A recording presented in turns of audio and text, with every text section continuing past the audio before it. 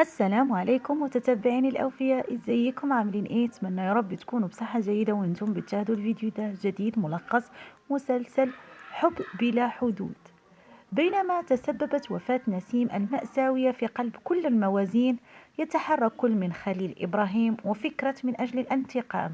زينب تلتقي خليل إبراهيم في لقاء محفوف بالمخاطر، بينما الوضع الخطير المتعلق بطفل ديدام يدفع العائلة إلى مرحلة أكثر صعوبة. في هذه الأثناء تحركات إسكندر وكأن تشعل فتيل مواجهة جديدة. هل سيتمكن خليل إبراهيم وفكرة من الانتقام لنسيم؟ وهل سيتمكن الرابط بين زينب وخليل إبراهيم من الصعود وسط هذه المخاطرة؟ لهون حبايبي بنكون وصلنا نهاية الحلقة، أتمنى أن تكون نالت إعجابكم. لا تنسوا الاشتراك في القناة وتفعيل زر الجرس عشان يوصلكم كل جديد أول بأول إن شاء الله. دمتم في رعاية الله وحفظه، دمتم سالمين إن شاء الله.